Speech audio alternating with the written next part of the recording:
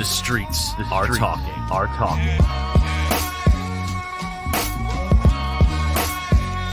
You are now listening to The Box Out, tri-state area basketball talk at its best. And now your hosts, Kahlil Thomas and Jason Cordner. Let's get it.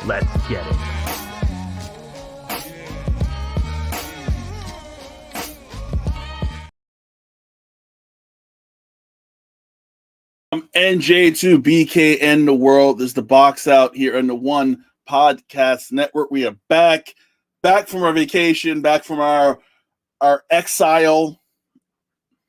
We needed time off. It was a good time to take time off, and we did. I'm Kahlil Thomas. Joining me in just a few minutes will be Jason Cordner from Brooklyn, New York. We are back. Next week starts our new season. I think it's going to be our 9th year doing this show. And we kind of start the season now. I know we started our show back in the day in January. But next week's our next season premiere as we ramp up for the NBA, college basketball. We're still got WNBA. We're going to talk a lot about that today. So we are back. We're refreshed. We're ready to go. I'm good. Jay will be here in a second. Let's get started on our opening tip. And we've missed a lot. Since we've been gone, there's a lot to talk about.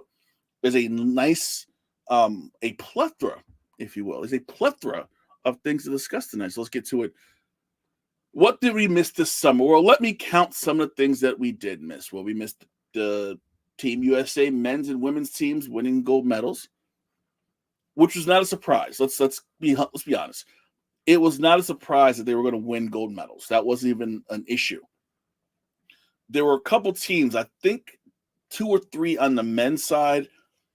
I think France was probably the only real threat the women had on their end that would give them trouble. Obviously, the men did not see Canada. The Canada did not make it to the knockout rounds. A team that had a lot of NBA talent in Canada couldn't do it. Younger team, whatever. Now, in the semis and the finals, listen, Team USA, the men's team, faced probably the toughest competition of the entire tournament when they faced Serbia in the semis and in France in the finals. Serbia almost beat them in the semis, which prompted me to go, and Jason, we were talking during texting, and we watched France, and France was that one team. I was like, you know what? Throughout pool play, I'm like, France and Serbia will be those 2 teams that would give the U.S. the most trouble. Serbia did their job. Serbia almost beat the U.S. in the semis. Going into the finals, you look at point spreads and you talk to experts, and there was no doubt in their mind that the U.S. was going to steamroll over France. I said it, and people disagree, including my father who's watching right now. France. Come on, France. France probably came out and played their best game of the tournament. Gabas really almost beat them single-handedly. But Team USA men, they prevail. They win their gold medal, which is, and there was a fact I wanted to use for this one, their 5th straight gold medal, and they've won 17 of the last 20 Olympic basketball tournaments that have been held. Team USA. So think about that for a second. The dominance, and this is probably going back even before the Dream Team. So you look at 92, 96, 2000, 04, 08, 12, 16, 20, 20. So right there, that's 9 years. So that's 9 years with NBA players. We're going further back. So those other 8 gold medals they won, that was with amateurs. We go back to the Bob Knight gold medal in 84. We can go even further back than that. Team USA is dominant in basketball. We had that little hiccup when I think it was 08, I think was the Greece Olympics that they just bombed. And I think Argentina beat them. I want to say Argentina beat them in 08. That was a major hiccup, and that was actually the start of them kind of redoing everything. That was like the wake-up call they needed to go, you know what? The way we've been running things isn't really working. Let's try something different. So they did, and this is where we are now. The women, they steamrolled through their pool play, through the knockout rounds. France gave them a lot of trouble. If it wasn't for Williams missing that, not even missing, she hit a 2 that was inside the line. If she would have let that shot go a couple inches further back and made it, That's a 3-pointer would have tied the game up, set the game in overtime. But she made it. Gabby Williams made the shot. It was a 2, so U.S. ended up winning by 1, which is a great game to watch. That was more shocking than men almost losing to Serbia and then having that really, really, really competitive game against France. But in the grand scheme of things, if we look at world basketball, for men, you got Serbia, you got France. I think Team Canada is going to be a force to be reckoned with going forward, especially with Jordi Fernandez as head coach. I think he's going to stay on. That's the Brooklyn Nets' new head coach. He's going to stay on with Canada. And you have SGA there. Right? I think SGA leading Team Canada is going to be a problem going forward. Lauri Markkanen played for Finland too. He had a pretty good Olympics, but I think besides him on that Finnish team, really nothing else going on. So it's going to be interesting to see kind of how the world catches up. And we see it in the NBA now, how there's so many international players that are dominating. Like Nikola Jokic is the best player in the NBA. You know, Luka Doncic could be the second or the best player in the NBA. Giannis is just Giannis. SGA is for Canada. Canada's international, everybody. No, I know Canada's in North America, but it's international nonetheless. So internationally, I think countries are starting to catch up to it. I think basketball is becoming a lot popular against South Sudan. South Sudan, forget what Patrick Beverley said about them, not having shoes and all that other bullshit. Teams like that is going to give them problems because those are teams that are really interested in. You're starting to see a lot of teams play a lot of skillful basketball, which sometimes NBA players U.S. doesn't play very much. As I welcome in Jason Cord, been a long time, bro. What's going on? Not much, man. Hope you had a good summer. Yeah, it was cool. How was your summer? It was good. It was good, considering watching all the young players beefing about the old veterans. I enjoyed it. Oh, we get into that. We get into that a little bit later because it's Anthony Edwards is an idiot, but we'll get to that in a minute. I started talking about Team USA, things we might have missed going over while we were gone. What were your thoughts on the men's and women's U.S. teams in the Olympics in basketball? I thought both teams played pretty well.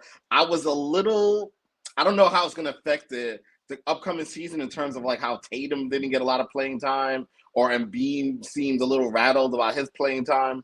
But it definitely seemed like, in my opinion, a change into the guard where we know that was probably LeBron, KD, and Curry's swan song.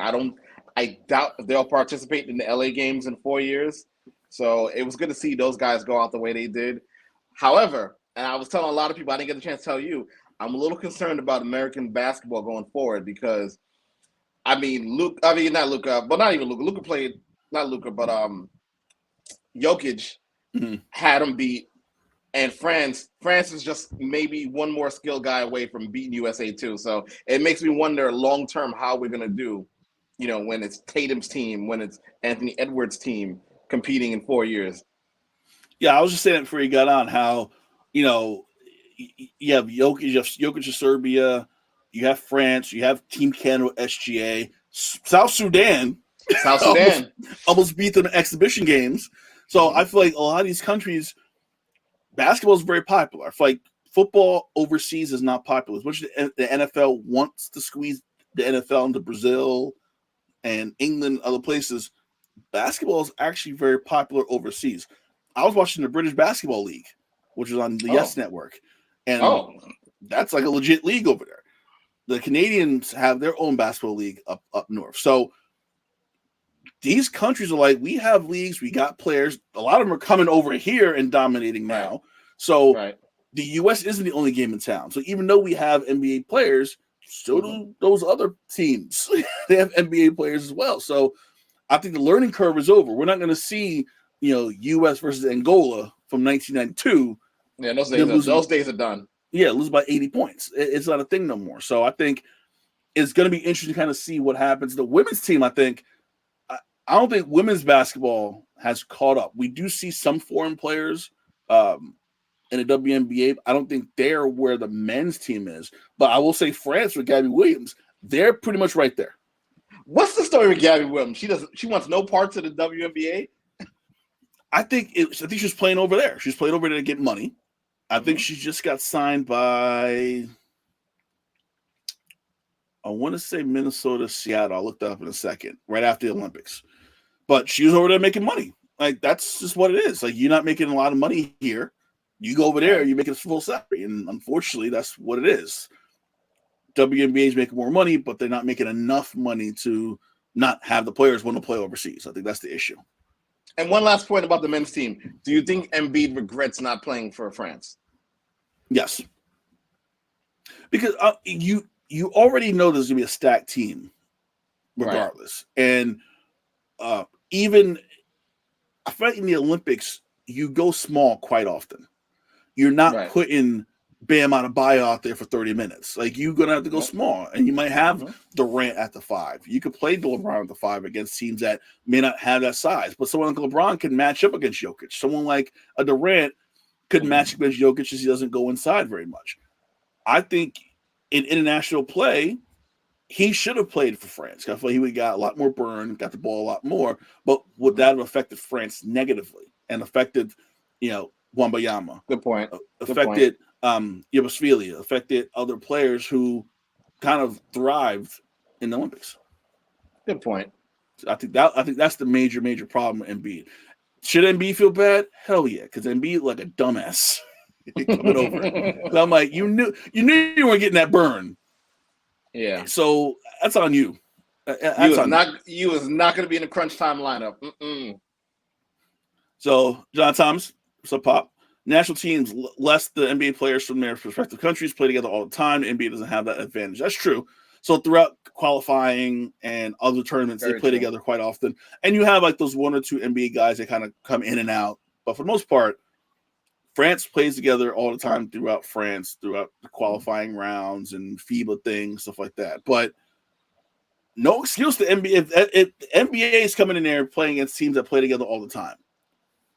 But they're still NBA players.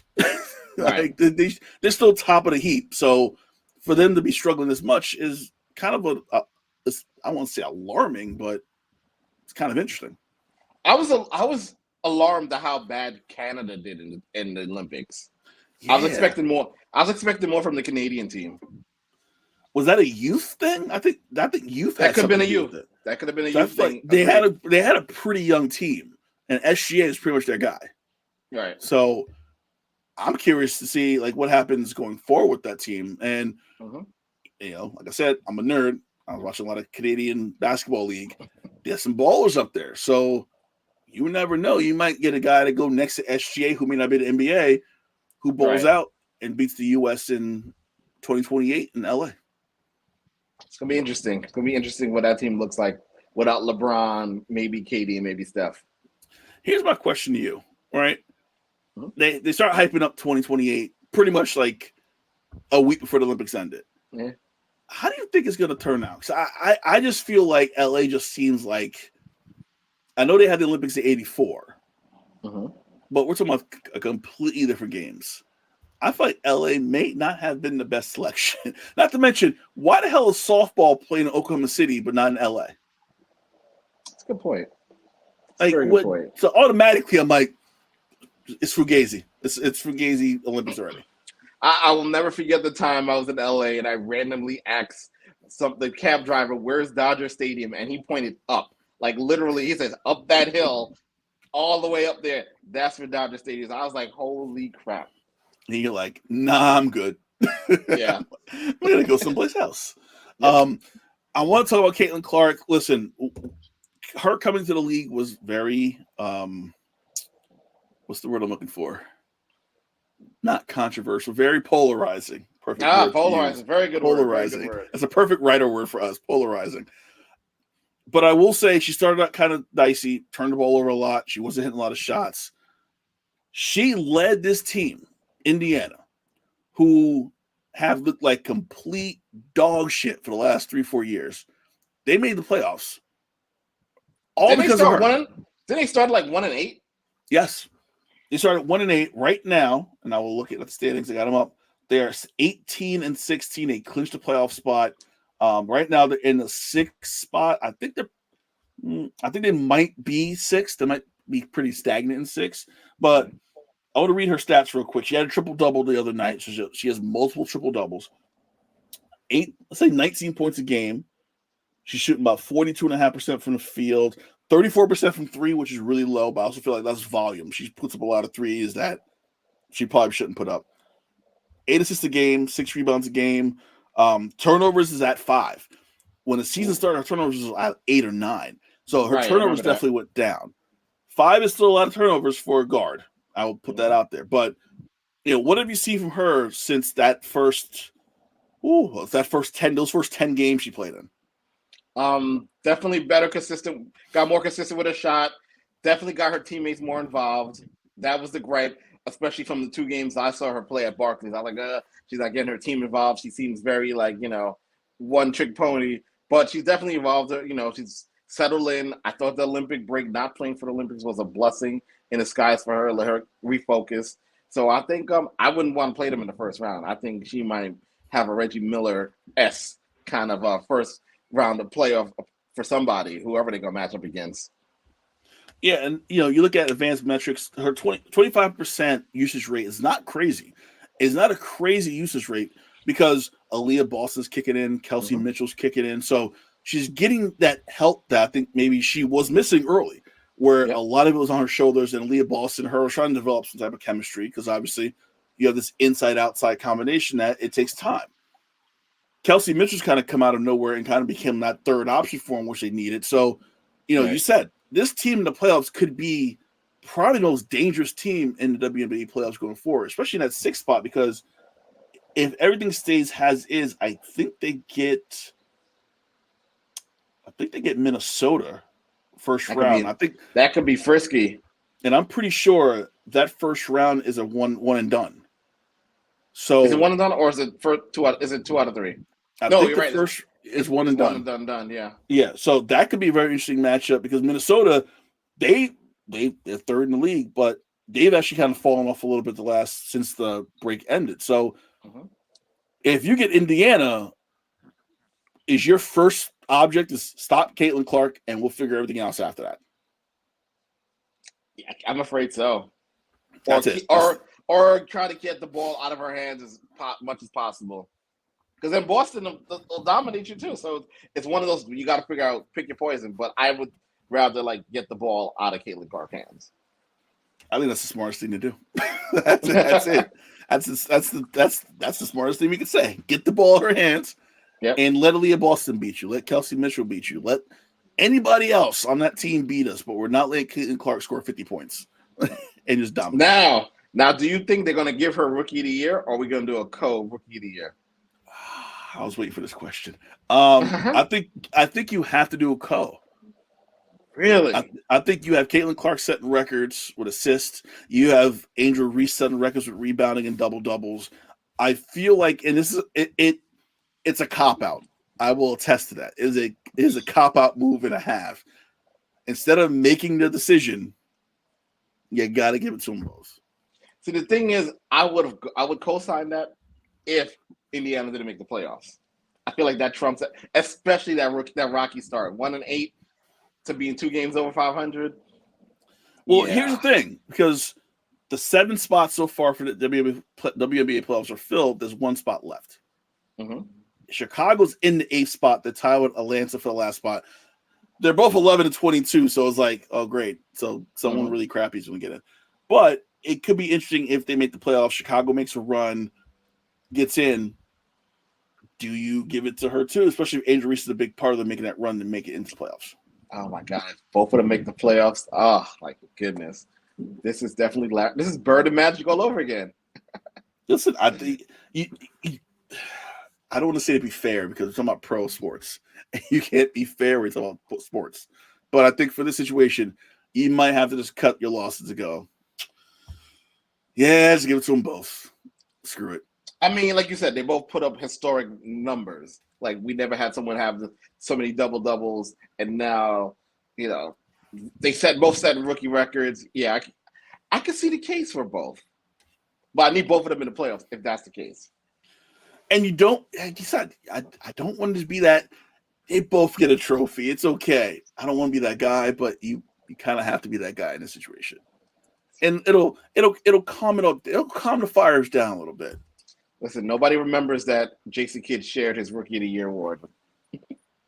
I forgot about that shit, actually. Oh, my God. I forgot he did. Oh, man. WNBA news. Listen, right now, the Liberty is the best team in the WNBA by far. Mm-hmm. It is because of Breanna Stewart. It is because Sabrina Ionescu, Jonquel Jones is doing her thing. Benijah Laney Hamilton is doing her thing. Is this the year that the Liberty finally win a title? Just like the Ravens who are playing tonight, this is their best shot. Ravens' best shot was last year, but this is the Liberty's best shot. They're going to get home court. They're clearly the best team in the league. Mental toughness. I think not winning that damn Commissioner's Cup definitely probably refocused them a little bit, but I think this is their best shot, especially as the Ace. Well, I mean, they still match up well against the Aces, and I think overall the Aces haven't come all together yet, so this is their best shot. Yeah, I think my biggest issue with the Liberty still is the interior play. Besides Jonquel Jones, you don't have anybody that can go down low and bang. That's why Connecticut still scares me. Because for Connecticut, that's that. I was just about to say, team. I think Connecticut's more of a threat to the Liberty than Aces, actually. Yeah, because I think Connecticut, that gritty, I almost get that the Detroit Pistons feel from the side. Oh, yeah.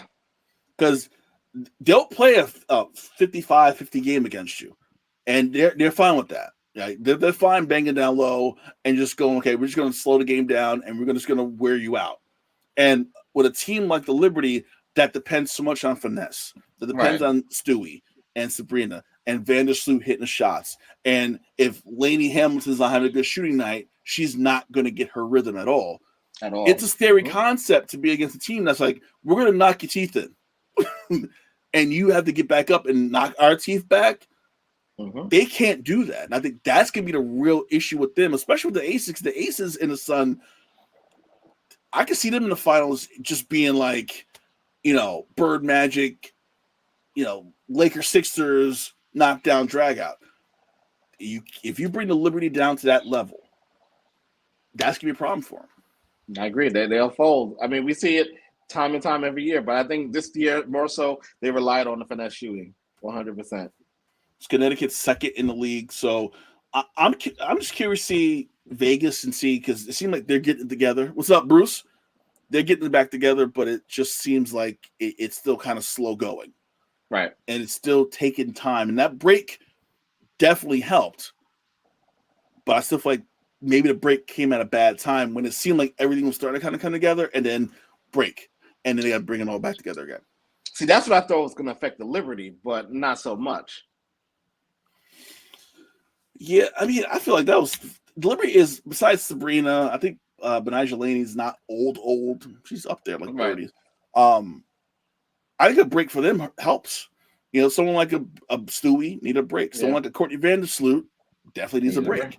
And Jonquel Jones, because she's their only interior presence, definitely needed a break. So I think it actually helped the Liberty. The schedule out of the break actually helped them too. I will say that.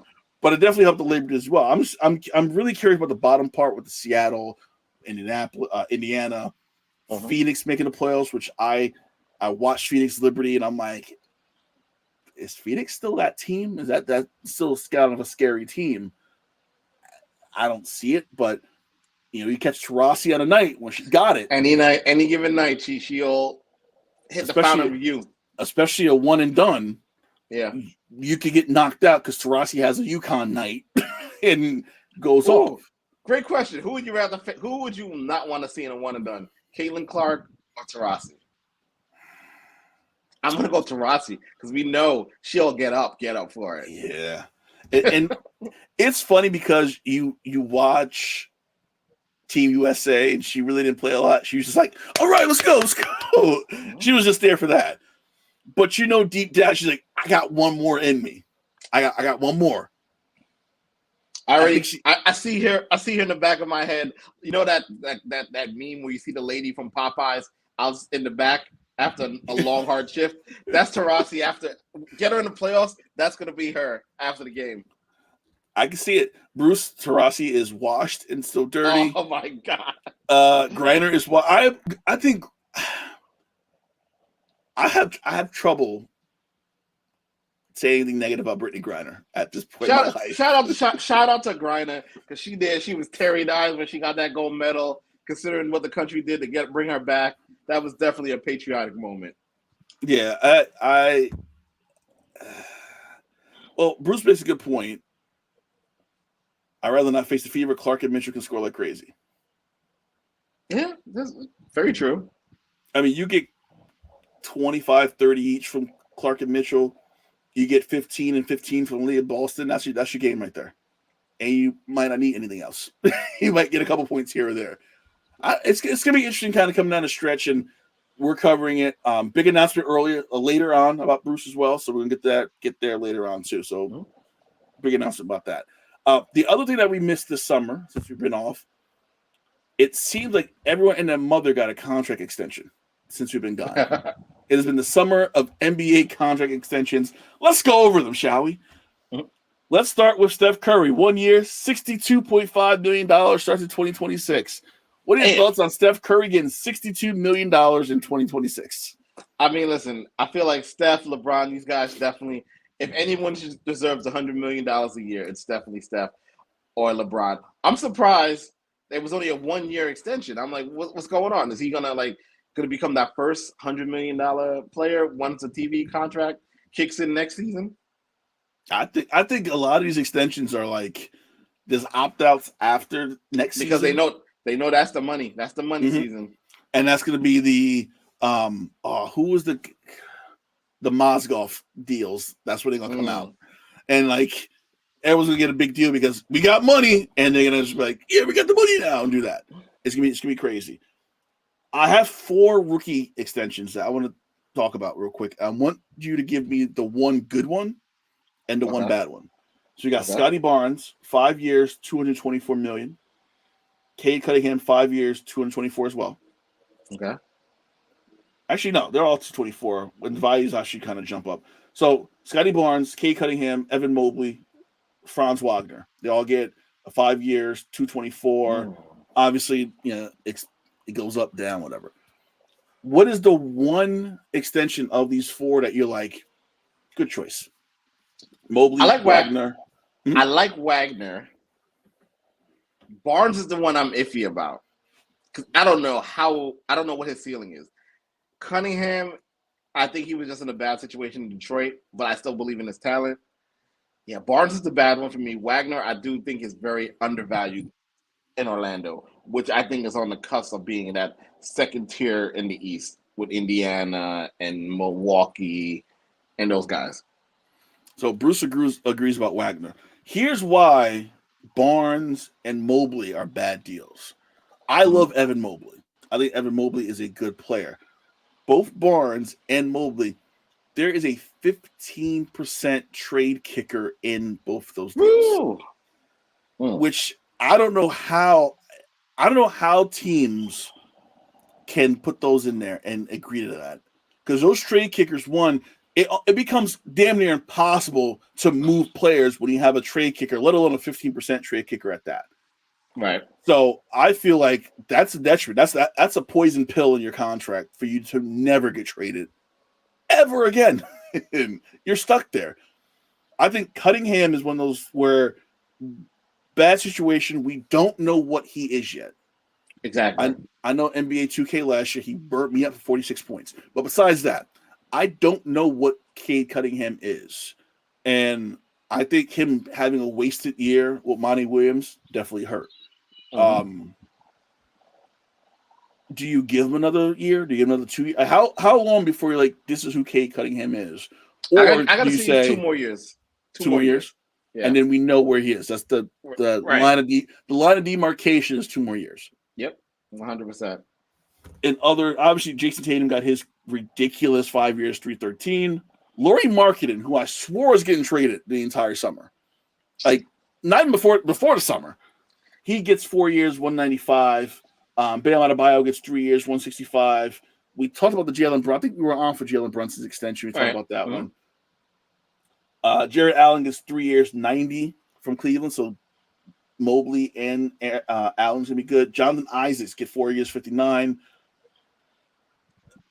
Zubac from the Clippers, we'll talk about a little bit later, 3 years, 58. TJ McConnell got 4 years, 44. I was shocked about that. That was my question, because 11 is not a crazy number. The third year is partially guaranteed. The fifth year is a team option. So really, he has a 2-year, $22 million deal right now. Right. But you're still paying $11 million. Is TJ McConnell $11 million backup point guard for your team? Even though he's valuable. He's very valuable, yeah. But is he $11 million valuable? Well, in today's market, they say he is. So I'm going to have to go with it.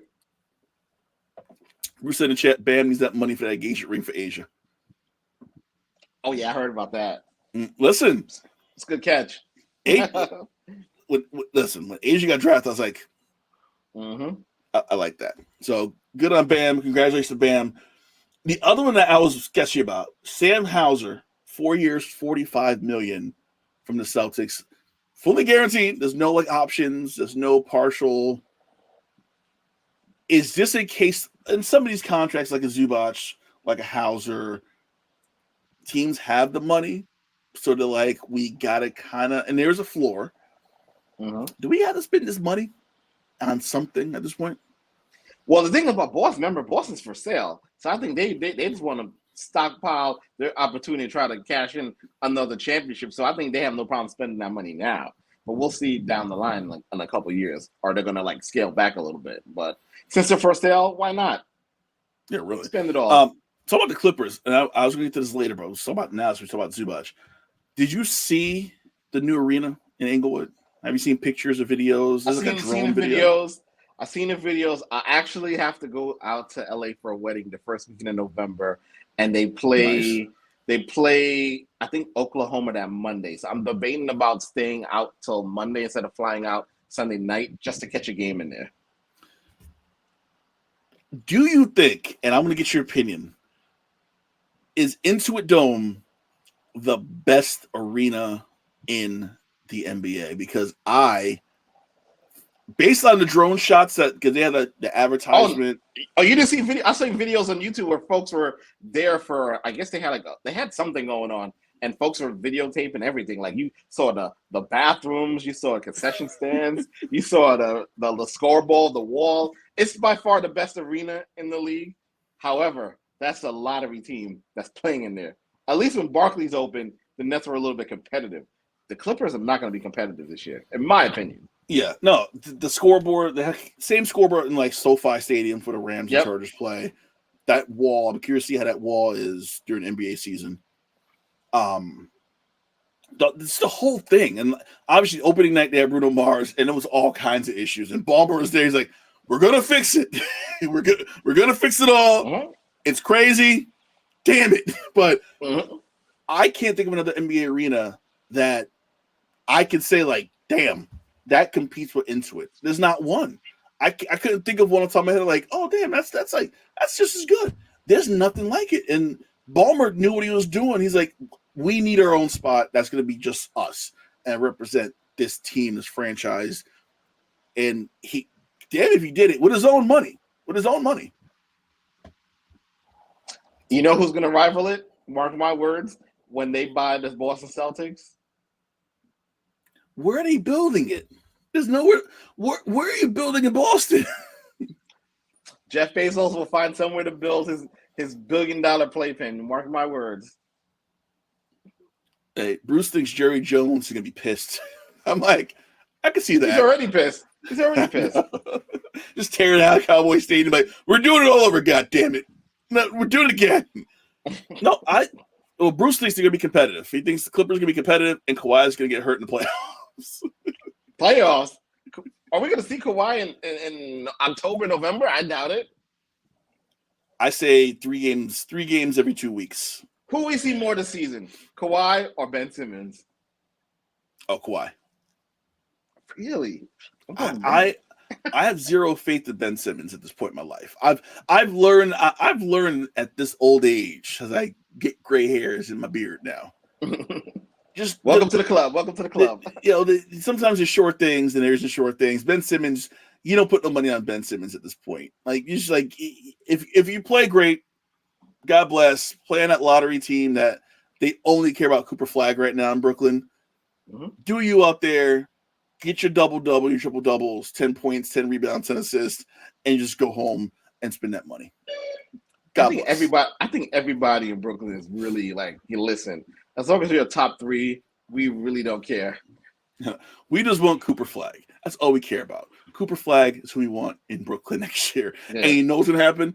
They're going to be terrible, get like second best odds, and pick like 7th, because that's just the way things are in Brooklyn right now.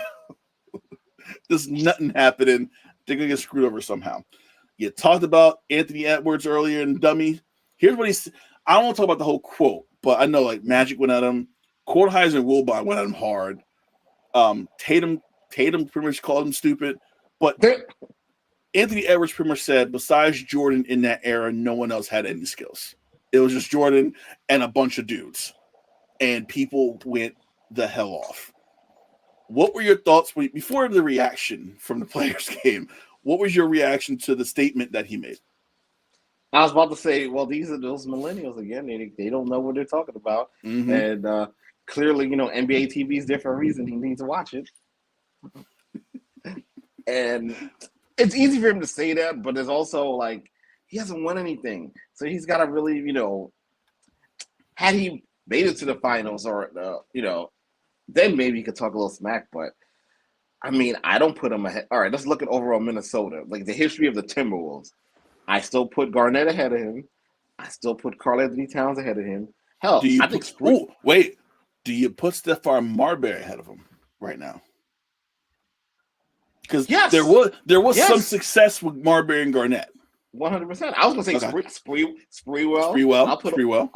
I'll put all these guys ahead of his current Minnesota run. So it's like that was just very asinine. I'm gonna use a Stephen A. word, asinine, to him to say. Asinine. it was just terrible. Listen, he's young. Well, you know what?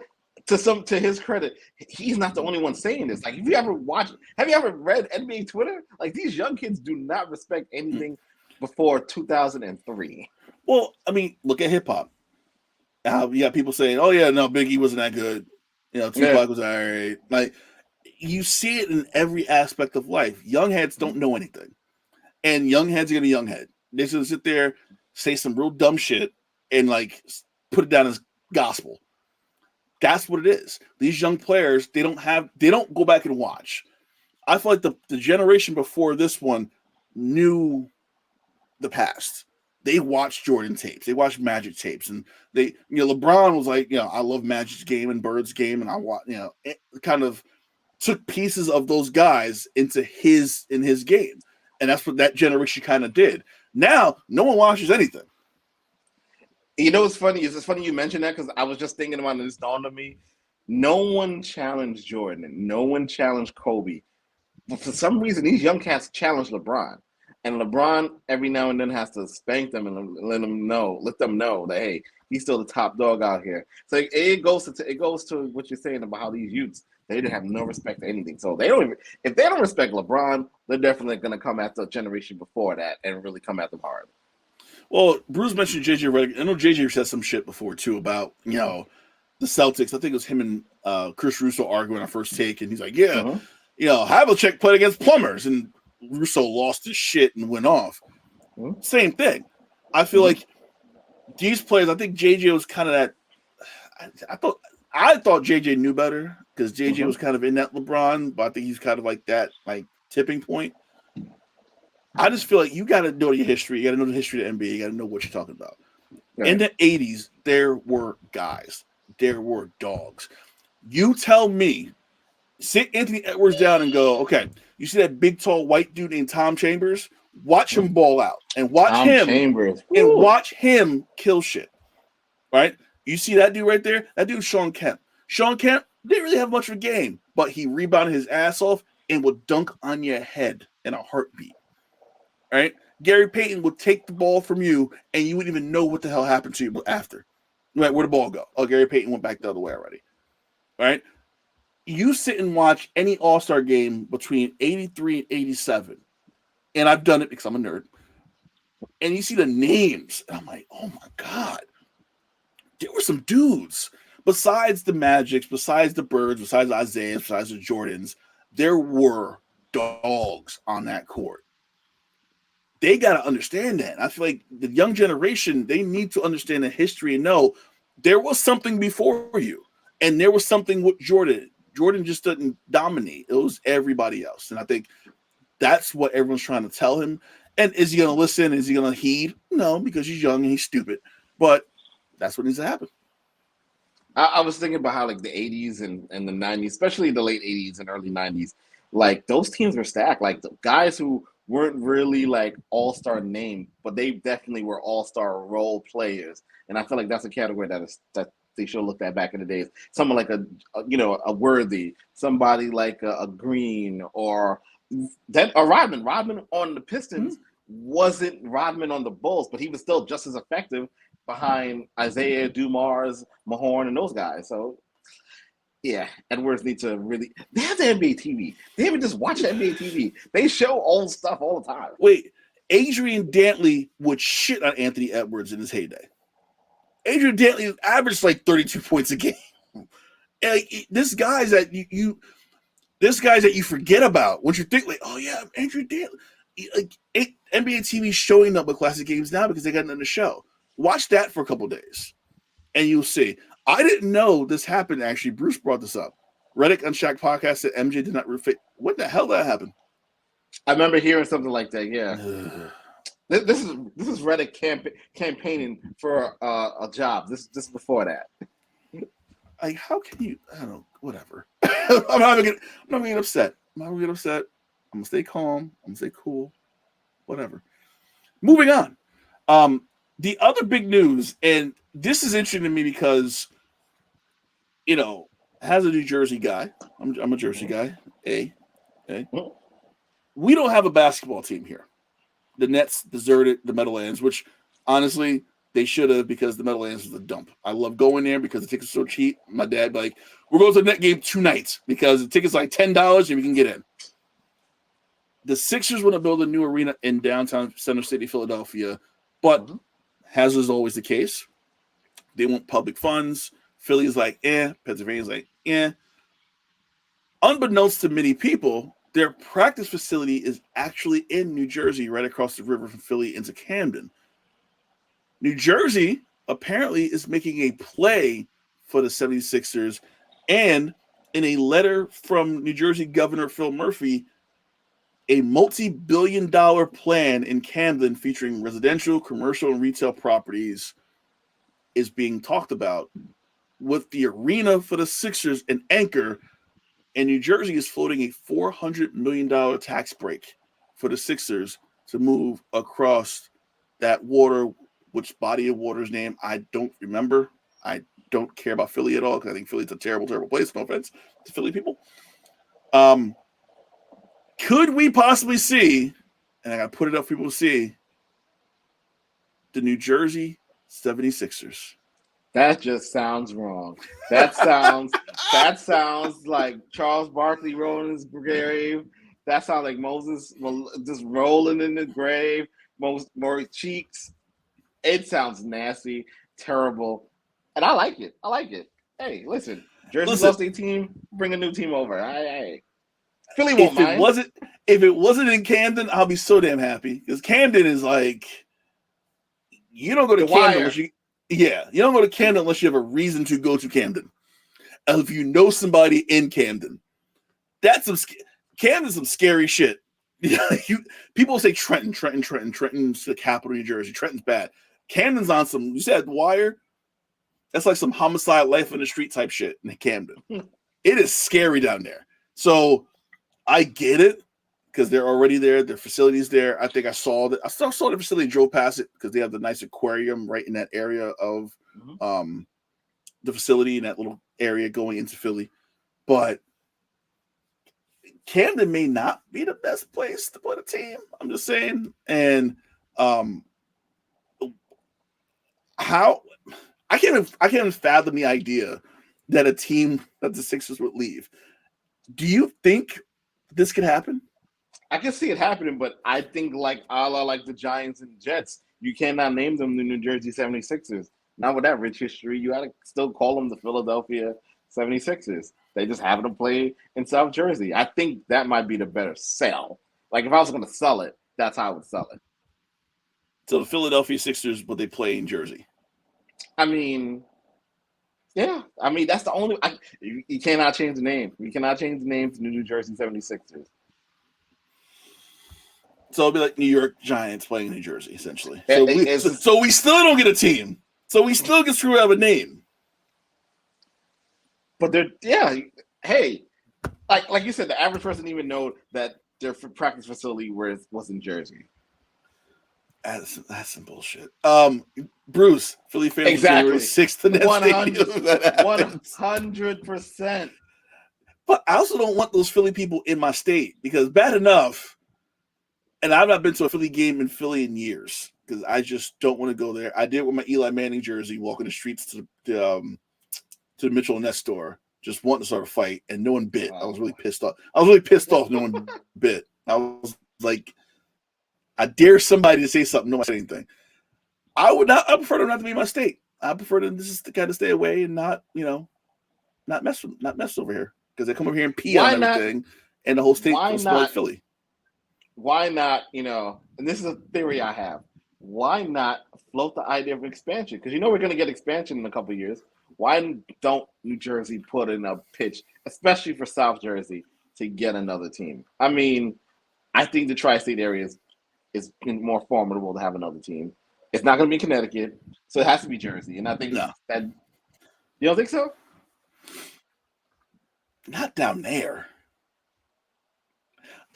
You're talking to a North Jersey guy. I live in North Jersey, so obviously I'm very, very biased when it comes to New Jersey. I'm like, South Jersey, give a shit about South Jersey. If you bring a team back to Jersey, you got Prudential, which is not great. I still don't like Prudential completely. It's a good hockey arena. But I feel like you could put them. They're gonna knock down Izod at some point and build some convention center. So that's not even an option at this point. You got to put them up north. You got to put them up here. Build an arena in the Meadowlands. You still got that land out there that you can still kind of develop on. I would say do it all over again. You kind of figured out the traffic flows a little better in that area. And you have the infrastructure now with the train going right up to the MetLife Stadium. Exactly. Yeah. So I think you could pull it off in Meadowlands if you do it correctly. But like I said, the infrastructure's there. They know what to do. There's 800 highways around there, so you can definitely get in and out. But right. I think it's possible. Sonics is first. I think Seattle's next up online. I think Seattle and Vegas are the two that are going to be in the pipeline going forward. Seattle needs to be first. I think it's all expansion. Okay. Seattle's first, top of the list, no matter what. They get their team back. They get the Sonics back. They get everything from OKC back. We want all our shit back. bring it home. Which is crazy that OKC has the Sonics history. By the way, that's really crazy to me. Well, I don't know if you've ever seen this, a documentary called Sonics Gate. And I wrote a long article years ago about it because the Maloof brothers were trying to sell the Kings to an ownership group in Seattle. So Seattle's trying to do the same shit OKC did to them. And I'm like, okay, I got to dig into this. And then I got into how the Sonics left for OKC, and there was some underhanded shit. There's some scandalous shit going on in those dealings. And David Stern was just letting it happen. David Stern's like, okay, whatever. Like, you get a bunch of OKC businessmen to buy a Seattle team with the promise to not move them. You're not based in Seattle, you're based in OKC. So how is that going to work? If you get it's on YouTube, it's like 50 minutes or so. Okay. Sonics Gate, watch it because you will understand fully because we all know how messed up that whole situation was. Right. You will get an even deeper sense of how screwed up that was and how when who's the guy that brought the team? Oh God, Clay Bennett. When Clay Bennett brought the Sonics, he had no intention of keeping him in Seattle. The whole plan was we're bringing them to OKC. We just got to get around all this other shit about a new arena and funding and whatever. So Seattle's got to be number one. I still don't like Vegas. I think Vegas is still kind of sketchy for me with them. Vegas is just a money grab. They want to put a team there because every other professional league is there now, especially with the A's going over there in a couple of years. Yeah, Jesus, that's a whole. I wish we had a baseball show to talk about that shit, because that's a whole nother problem too. Real quick, I want to talk wrestling. We haven't talked wrestling in a while. I will be at the show at our Arthur Ashe Stadium in a couple weeks. Grand Slam, which their next Grand Slam is going to be in Australia in January, I think. So they're leaving the Grand Slam in New York, which is, I like the fact that they're starting to venture out, and like them having the Australia Stadium show, having Forbidden Door in London. That's telling right now their TV deal is going to be big, and it's going to be like they're getting more money than they got before. I think, especially now with they're gonna lose the NBA in a year. You might as well invest in another property, and I think them doing stuff with Warner, doing stuff on Max down the line, it's gonna be a plus for them. Yeah. Once they announced the Australia show, I was like, oh, that deal's done, because then like now we have the money to go. Okay, let's really explore the space and see what happens now. Like Forbidden Door, they didn't announce where it was, but I can see Forbidden Door being. I feel like that's more of an arena show, but they can go big, make it rumbly again. Speaking of Forbidden Door, I think Shane gave Tony some suggestions when they had their secret meeting. Regarding what? Just, how to maneuver, hey, have some more international shows. I definitely think he gave him some advice. I think, I don't think that meeting was for Shane to come in. I think Shane's like, listen, I don't want to invest, but here's what you could do to compete. Here's what you could do. Yep. Like, I'm not trying to screw my dad's company over, but this is what you should do, and this is what worked for us, because you're guaranteed to go overseas and get 50,000, no matter what, all the time, guaranteed. Especially markets you haven't been in yet. So that was smart. I think having Forbidden Door overseas is going to be huge, because they're going to sell out, and those UK fans are going to go nuts, because besides Canada, UK fans are crazy about wrestling, especially. Listen, I can't even. I have to make a trip overseas. Because and WWE, to their credit, has a very nice formula. They keep the big four here, but the other pay-per-views, they're going overseas with it, and I think it makes the pay-per-view seem a little more elevated. And I think they definitely got that from AEW. But I also think the problem with them is eventually those big. I know Saudi Arabia wants a WrestleMania, and they're gonna get one. Not before London. I think London has to get a WrestleMania first. You think so? I don't know. So. The Saudis just throwing money around, so it's just like whatever. Bruce asked a legitimate question: is Jericho still relevant? No, he is not. He's just Jericho is a 2024 Ric Flair. He's taking Ric Flair's spot.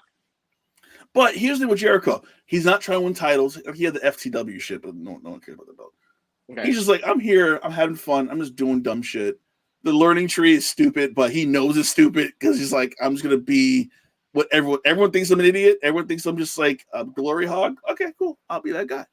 It works. Well, to his credit, if you'd have told me Jericho, Triple H, Kurt Angle, Booker T, out of all these guys, who would still be wrestling, I wouldn't have said Jericho. I thought Jericho would have been on tour. Well, I mean, he still is. If Kurt Angle was still Perk Angle, he will still be wrestling too. Yeah, and if Triple H didn't have a bad heart, he would still wrestle too. He will still be wrestling like twice a year, every so often. Yeah. What were your thoughts about Bryan Danielson winning the title? I thought that was a good move. I thought that was like, hey, give him a couple months run, and then figure out what to do after that. Yeah, I agree. I thought it was a good move. Swerve served this purpose. He became the first African American heavyweight champion. I think it's one of those things where he'll be back in the picture later on. I think giving it to him now is probably the best time to have done it. Bruce, with the obvious AEW ratings down. Here's the thing, and this is what I don't listen to Meltzer anymore, because Meltzer's just. I think Wednesday's a bad spot for them. I think Wednesday's a bad spot, but I think Sean Ross Sapp said it. He's like, WBD doesn't care about number ratings. Where are you in the top 150? They've been between 1 and 5, which they're like, we stay between 1 and 5. If you're the number one show on cable, even if you're getting 600,000, that's fine, because you're number one in cable. That means you're hitting that demographic that we want. They want 18 to 39, 18 to 49. So Warner Brothers like, keep hitting that top 150 number. Forget if you get 400,000, we don't care. But if you're number one in cable that night, you did your job. Question: now with Raw going to Netflix in January, that frees up you might want to move AEW maybe I think the shows need to reshuffle. I think they got to get rid of one of those shows. Well, Rampage has to go. Rampage is superstars right now from back in the day. So I would move your primary show to go head to head against SmackDown. That's what I would do On Fridays. On Fridays, because now you're going against USA Network.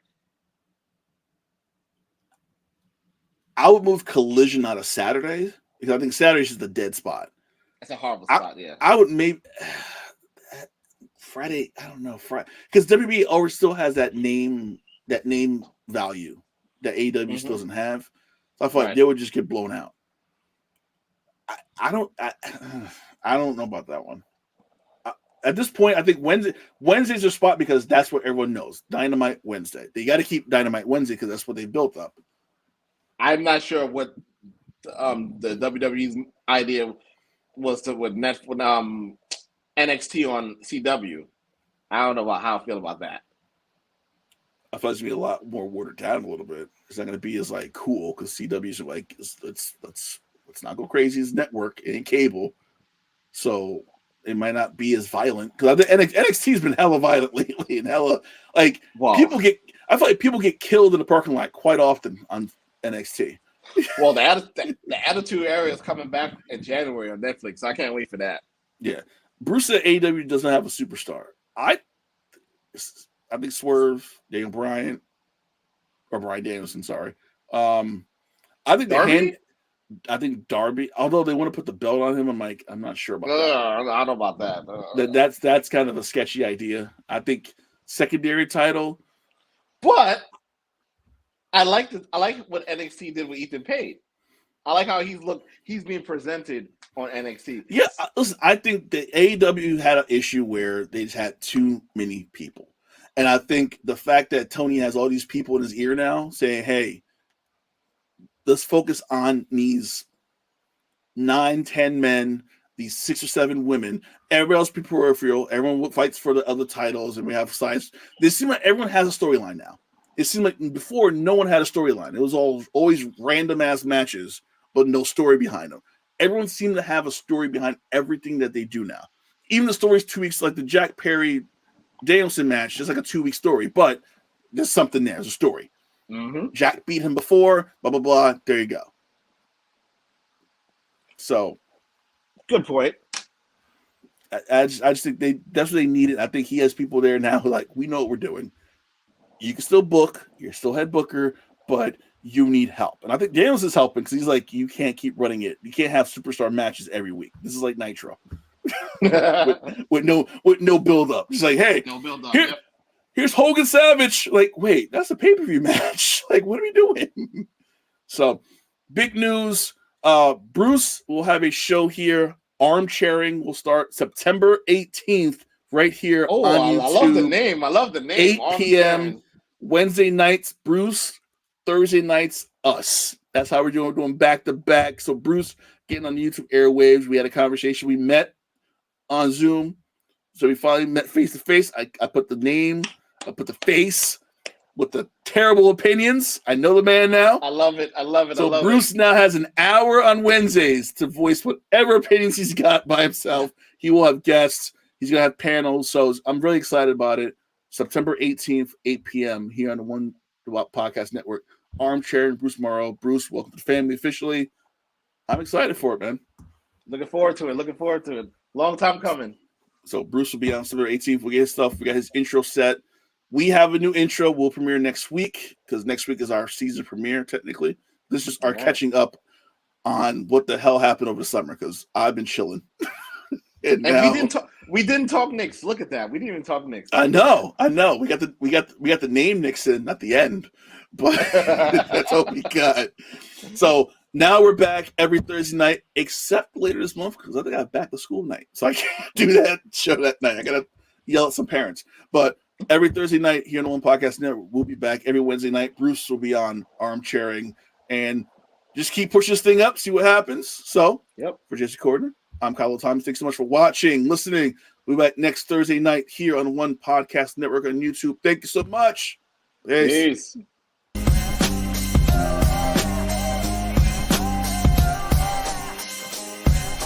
This has been The Box Out.